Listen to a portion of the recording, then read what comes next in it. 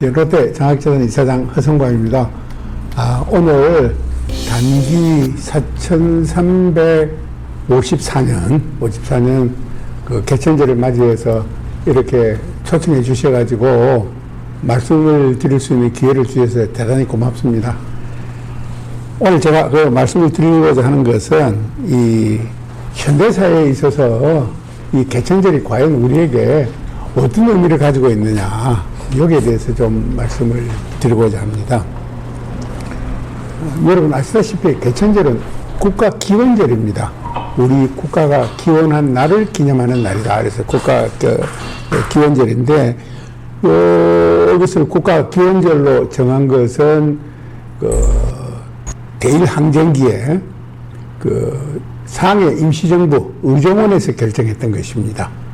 그러다가 이제 광복되고 난 다음에 정식 이제 국가 기념일이 되었고, 우리나라 국가 기념일 중에서 가장 큰 기념일입니다. 큰 기념일입니다. 그래서 대대적으로 행사도 하고 해야 되는데 아직까지는 인식들이 좀 부족한 거 아닌가 싶어서 조금은 아쉽게 생각을 합니다.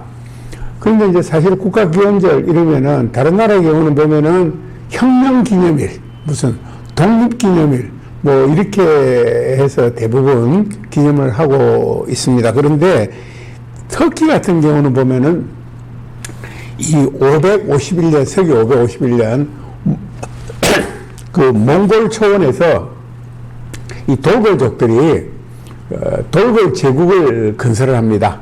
돌골 제1제국 건설한 그 해를 기념한 국가 기원절을 하고 있는데, 아마 대체로 이것을 빼면은 우리의 국가 기원절이 세계에서 가장 오래된 국가 기원절이다 라고 이야기를 할 수가 있을 겁니다. 근데 이제 개천이란 말을 우리가 더듬어 올라가 보면은 이 선도사서에 나와 있기로는 신시개천 이렇게 시작을 합니다. 아시다시피 신시는 대략 지금부터 한 5,700년쯤 안 될까요? 5,700년 전에 시작이 된 건데, 환웅천왕이 이제 배달국을 개청한 것을 이제 신시개천 이렇게 이야기를 했지요. 이 개천이라는 것은 이 하늘이 열린다는 뜻이지 않습니까? 그래서 이제 우리가 잠깐 생각해 볼 것, 오늘 개천절을 맞이해서 왜 국가 기념일이 하늘이 열린 날, 개천으로 이렇게 명명을 했는가? 이거 저는 굉장히 중요한 의미가 있다고 생각을 합니다. 굉장히 중요한 의미가 있습니다. 그러면은 이 하늘이 열리면은 도대체 무슨 일이 생겼기에 하늘이 열린다고 했겠느냐? 또 이렇게 생각해 볼 수 있지 않아요, 그죠? 여러분, 하늘이 열리면은 어떤 결과가 생겨요? 닫힌 하늘은 캄캄할 테고, 하늘이 열리면은 밝은 빛이 쏟아져 나오는 것 아니겠습니까? 쏟아져 나오는 것 아니겠습니까? 그래서 아마도 하늘의 문이 열린다, 하늘이 열린다 하는 것은 우리 조상들이 일찍이 하늘을 경외하는 그런 사상을 반영한 것일 텐데, 이게 구체적으로 하늘을 왜 공경하고 하늘의 문이 하늘이 열린다는 것을 엄청난 그 큰 사건으로 생각했느냐 하는 것은 아마도 우리 조상들이 가지고 있던 이 하늘, 땅, 사람에 대한 인식이 에서 유래한 것이 아닌가 이렇게 생각합니다. 우리 조상들은 이 사람이라는 것은 우주 내지 하늘의 그 아주 밝은 길을 받고 태어난 존재다, 이렇게 생각을 했습니다. 여러분 생각해 보십시오. 하늘에, 우주에 밝은 길을 받고 태어나니까 자기 자신이 얼마나 소중한 존재입니까? 자기 자신이 소중하니까 자기 자신을 사랑할 수밖에 없고, 다 같이 밝은 길을 받고 태어난 다른 사람들도 역시 소중하고, 또 그래서 다른 사람들을 사랑할 수밖에 없고, 이런 존재로 우리 조상들은 사람을 인식했던 것이지요. 또 이 사람은 천지인 중에서 이것을 주재할 수 있고 주관할 수 있는 핵심적인 존재로 인식했던 것이다. 그래서 이 하늘을 경외했는데, 하늘이 열리는 것이 왜 중요하느냐? 아마도 제 생각에서는 하늘이 열린다 하는 것은 바로 하늘에 충만해 있던 기가 쏟아져 내려오려는 그런 엄청난 사건이다, 계기다, 이래서 하늘이 열린다는 것을 아주 중시했던 것으로 이렇게 생각합니다. 따라서 하늘의 밝은 길을 받고 태어난 인간은 우리죠. 그러니까 이게 보십시오. 다같이 소중하고 다같이 사랑하고, 그러니까 여기서는 계급도 없는 것입니다. 그 사회는 계급도 없는 사회이고, 또 이게 밝은 세상이잖아요. 모두 밝은 사람들이 사니까. 그러니까 선한 세상인 것이지요. 그리고 서로 돕고 사는 세상이고, 그리고 그러니까 서로 신뢰하는 세상이 되는 것이죠. 이렇게 보면은 이 개천절을 맞이해서 우리가 생각할 수 있는 가장 중요한 것은 하늘이 열리는 날, 이것은 바로 우리가 모두 상생할 수 있는 세상이 시작된 날이다 라고 정의를 하면은, 생각을 하면은 아마 그것이 정확한 이해가 되고 모두에게 도움이 되는 개천절에 대한 이해가 되지 않을까, 이렇게 생각을 합니다. 그런데 우리 조상들이 생각했던 이런 사람에 대한 인식론은 조금 더 생각을 해보면 있잖아요. 제가 책을 보니까 그러더라고요. 우리가 받은 하늘의 이 밝은 기는 항상 그대로 내재되어 있는 것이 아니고, 나이를 먹어가면서, 세월이 지나가면서 점점 소멸되어 간다고 그렇게 인식을 했어요. 그러니까 가만히 있으면 없어져 버리잖아요. 밝음이 자꾸 사라지는 것이잖아요. 그러니까 이 길을 보충해서 밝음을 유지해 줄 필요가 있는 것이죠. 그럼 이걸 어떻게 길을 받아서 밝음을 유지해 주느냐 하는 것은 바로 심선의 수련을 통해서 하는 것이다 라고 인식을 했습니다. 그래서 실제 심신수련을 하는 과정, 그렇게 해서 밝음을 회복하고 보충하는 과정, 이것이 소위 성통이라는 것이죠. 그렇게 해서 이제 다시 기가 충만해지면은 자기가 받은 충만해진 그 기가 바로 밝은 기인지 아닌지 확인을 해야 되잖아요. 그리고 확인이 되면은 자기가 받은 그 밝은 기를 다른 사람에게 나눠주기도 하고, 다른 사람도 같이 그 밝은 길을 받을 수 있도록 도와줘야 되는 것이죠, 당연히. 왜냐하면 나도 소중하고 남도 소중하고 모두가 소중하고 같이 살아야 되는 사회니까. 결국 그 과정이 바로 선도에서 가르치는 공안이다 라고 저는 생각을 합니다. 그래서 이제 성통공안, 이 과정을 통해서 바로 우리 사람에 대한 인식론, 이것은 바로 현실에서 실천 가능한 인식론이고 실천 가능한 사상이다 라고 이야기를 할 수가 있습니다. 어느 사상이든지 실천 가능하지 않으면 그건 아무 소용이 없는 거예요. 그런 의미에서 우리 조상들이 비록 5,000년 또는 뭐 6,000년 전에 시작했던 이 사상은, 선도 사상은 바로 실천 가능한 사상이다 하는 것이고, 그 구체적인 구현은 바로 서로가 같이 사는 상생의 사회를 지향하는 것이고, 그 상생의 사회를 지향하는 그 과정이 바로 성통공안이고, 성통공안한 결과로 나타나는 구체적인 행동들이 바로 우리가 잘 아는 홍익인간이다. 홍익인간이다. 바로 단군 할아버지께서 주창하신 것이다. 그래서 홍익인간, 상생의 사회가 열리는 모든 사람이 성통공안으로 가는 길, 이것을 제시해 주는 것이 바로 하늘이 열리는 일이다 라고 이해를 하시면은 아마도 개천절에 대한 의미를 제대로 이해하는 것 아니겠는가, 이렇게 생각을 합니다. 그런데 이걸 따져보면 있잖아요. 이런 세계에서 가장 오래된 국가기원절을 가진 민족이 우리 민족이고, 그냥 국가를 만드는 것이 아니고 이런 품격 있는 고아한 실천 가능한 사상을 가지고 만들었으니 얼마나 사람들이 좋아했겠습니까? 그렇기 때문에 단군 임금이 만든 고조선은 이 정복왕조가 아닙니다.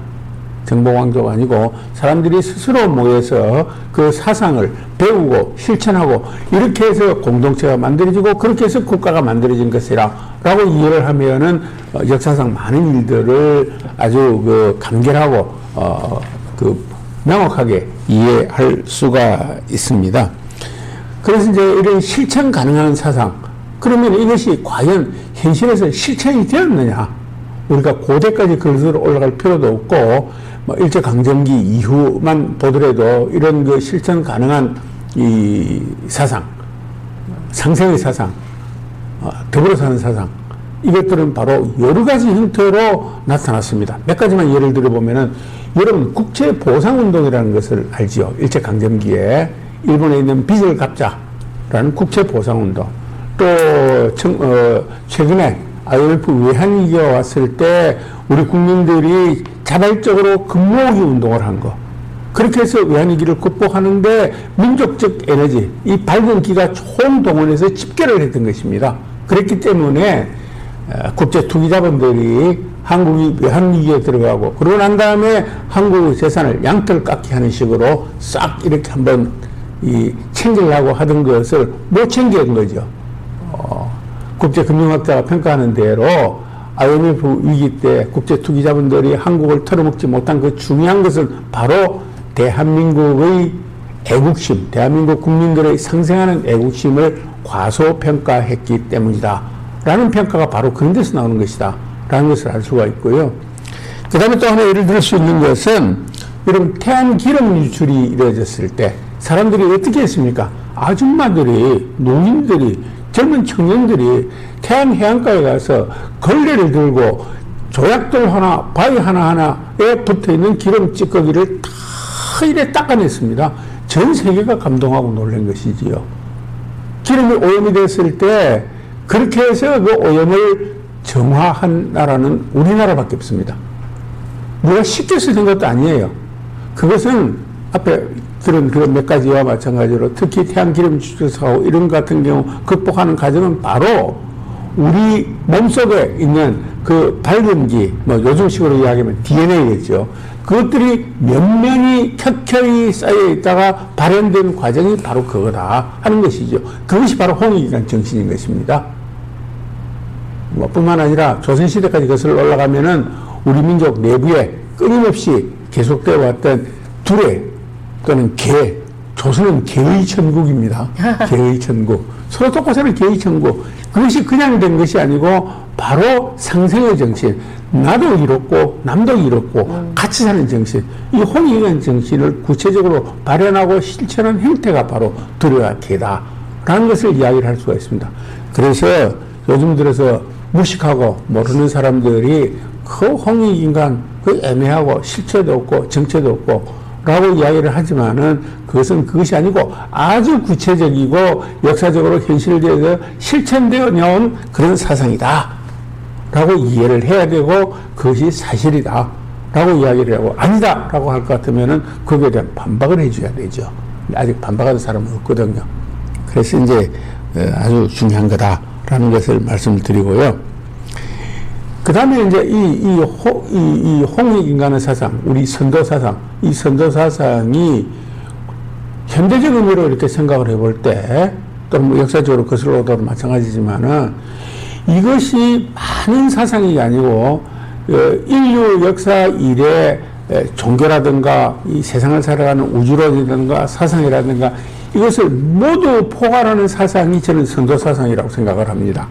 제가 깊은 공부는 안 했지만은, 보면은, 예를 들면, 최치원의 난낭비 서문 같은 거 보면은, 우리에게는 현무한 도가 있는데, 그것은 유불선을 모두 아우르는 도다. 유불선을 어떻게 아울렀느냐? 그러고 막상 물어보면은, 별로 답변을 잘 못하는데, 제가 이래 우연한 기회에 좀 들여다볼 기회가 있어서 봤더니, 이 유교가 우리 선도사상에 확실히 포함되어 있다 하는 증거를 한 가지만 말씀드리면은 유학이 지향하는 가장 큰 목표가 수기치인입니다. 자기 자신을 갈고 닦아서 사람을 잘 다스리는 것이 유학이 하는 목표인데 이게 수기하고 치인하는 것이 얼마나 어렵습니까? 여기에 대해서는 유학의 여러 경전에서 다양한 형태로 설명을 하고 있는데 이 다산 정약용 선생이 주석을担난 것 보면은 수기라는 것은 나를 선하게 하는 것이고 치인이라는 것은 바로 애인, 사람을 사랑하는 것이라는 것이죠. 그래서 수기치인을 다른 말로 표시하면은 애인인 것입니다. 다산의 표현대로. 저는 거기에 완벽하게 동의를 하는데 여러분, 자기 자신을 선하게 한다는 것이 뭐예요? 자기 내면에 밝음을 키우는 겁니다. 밝은 사람은 선한 것입니다. 그래서 이것은 소위 선도에서 이야기하는 소위 성통의 다름이 아닌 과정이에요. 사람을 사랑하는 것, 그것은 바로 공안의 과정과 다름이 아닌 것입니다. 따라서 수기치인은 우리 선도의 입장에서 보면은, 홍익의 입장에서 보면은 바로 성통공안이라는 것입니다. 따라서 유학의 최고의 가치는 바로 선도사상에 포함이 되는 것이다 라고 이야기를 할 수가 있고, 깊이 알지는 못하지만은 불교 같은 경우에도 보면은 삼불사상이라는 게 있어요. 삼불사상. 예를 들어서 뭐 법신불, 그 다음에 음신불, 그 다음에 보신불 이렇게 나오잖아요. 이것은 바로 이 삼신사상, 우리 선도의 삼신사상, 그것이 변형된 형태다라고 보면 되는 것이고, 또 도교 같은 경우, 중국 도교는 뭐 지금 개인의 양생술로 변질해버렸지만은 도교의 우주관을 강의에서도 있었어도 삼청이라는 게 있잖아요. 예를 들어서 옥청, 성청, 태청 이렇게 있는데 이것도 삼신사상의 변형된 형태에 불과하다 이렇게 보면은 다 마찬가지인 것 같아요. 여기에 우리 이 선도사상이 다 포함되는 것 같고요. 이렇게 볼 때 최채원이 일찍이 말한 것은 조금도 틀린 것이 없다. 조금도 틀린 것이 없다. 라고 이야기를 하고요. 이런 면에서 본다면은, 어쩌면은 기독교도 마찬가지일 겁니다. 내 이웃을 사랑하라. 그것이 바로 상승의 본질 아닙니까? 아무리 세계 기독교가 광범하게 확산되고 많은 사람들이 믿고 있지만은 이웃을 사랑하지 않는 데에서 오는 그 모든 폐해들이 기독교가 저지른 폐해들입니다. 30년 종교전쟁을 비롯해서 어쩌면 종교전쟁에서 죽은 사람들이 질병으로 죽은 사람들보다 훨씬 많다. 이런 이야기도 하잖아요. 그래서 이제 그것을 제대로 실천 못했지만은 기독교의 그 내 이웃을 사랑하는 그 한 가지만 보더라도 그것은 바로 상생의 정신에 기반하고 있다. 라고 보면은 영향을 받았는지 안 받았는지는 더 깊게 연구해 봐야 될 과제지만은 그 가르침은 다 똑같은 것이다. 이렇게 보면은 우리 선도사상은 지금 21세기에 인류 역사가 만들어 놓은 많은 사상들을 포괄하는 공통된 사상, 그 공통된 사상은 상생의 사상이고 상생을 위해서는 서로 신뢰를 해야 되는 것이죠. 그 신뢰의 바탕을 만들고 신뢰의 바탕 위에서 상생하는 그런 선도사상은 모든 사상을 포괄하는 소위 인류 시원의 사상이다 라고 우리 스스로 자부심을 가지고 공부를 해보고 또 심성수양을 통해서 실천해 볼 필요가 있는 사상이다 라고 이야기를 할 수가 있습니다. 이것을 그야말로 오늘 20세기 지구촌에다가 조금만 대응을 시켜보면은 재밌는 이야기들을 할 수가 있습니다. 마치 우리 당군 할아버지께서 이 4,300년 후에 이 세상에서 일어날 일을 마치 예상했던 것처럼 이런 상생의 정신을 다 이야기를 해 놓으신 거예요. 오늘날 자본주의에서 지향해야 되는 가장 큰 가치가 상생자본주의입니다. 상생자본주의. 더불어 같이 사는 자본주의. 그 최고의 화두입니다. 그래서 우리나라 국가기관으로 동반성장위원회라는 것이 있어요. 예를 들면 우리나라뿐만 아니고 다른 나라도 다 마찬가지인 것입니다. 그러니까 이 상생이 안 되니까 자본주의 자체가 약탈적 자본주의로 가게 되는 것이죠. 그 약탈적 자본주의 결과로 나타나는 것이 양극화입니다. 어느 나라나 당연 미국이 선진국인 것 같지만은 사실 선진국이죠. 기준은 어떻게 정하든 간에. 그렇지만은 양극화는 우리보다 훨씬 심합니다. 우리도 최근에 선진국에 들어갔다고 유엔에서 공식적으로 UNCTAD에서 선언을 해 주었지만은 양극화가 굉장히 심합니다. 이 모든 이 사세의 불합리나 자본주의 사회에서 불합리는 바로 이 양극화, 상생을 실천하지 못해서 나오는 것이거든요. 그래서 이 상생 자본주의, 상생으로 가는 길, 이것이 바로 이 오늘날 세상에 자본주의 세상에서 화두인데 그 화두를 해결할 수 있는 길이 바로 선도사상이 제시하는 길이기 때문에 정말로 당군 할아버지께서 4,000년 전의 일을 후에 일어날 일을 지금 잘 예견하시고 만들어 놓은 인류 시온의 사상이다 라고 이야기를 할 수가 있습니다. 그렇기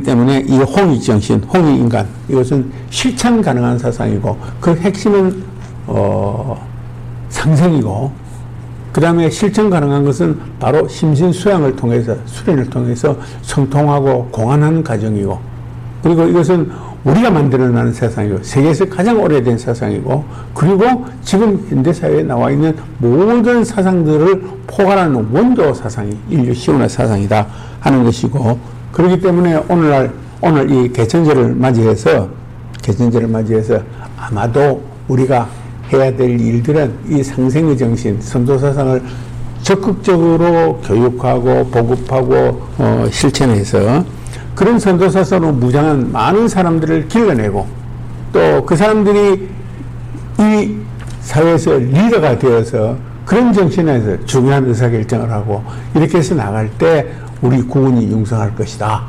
특히 역사적으로 보면은 이 나라가 융성할 때는 국군이 융성할 때는 선도사상이 힘을 쓰고 있을 때고 우리 국군이 어려워질 때는 이제 외래 여러 사상들 때문에 거기에 치여가지고 이 선도사상이 힘을 발휘하고 있지 못할 때 항상 국군이 좀 쇠퇴했고 또 쇠퇴하면은 다시 선도사상으로 무장한 사람들이 힘을 써서 다시 국군이 융성하는 계기고 지금은 우리가 국군이 융성하는 계기에 와 있다. 그 중심에 우리 국가군이 있다. 이렇게 생각하는 것이 여러분들이 일을 해 나가고 봉사하는데 기본 자세가 될 수 있을 것이다 라고 생각하면서 오늘 개천절 의미를 되새겨 보았습니다. 감사합니다.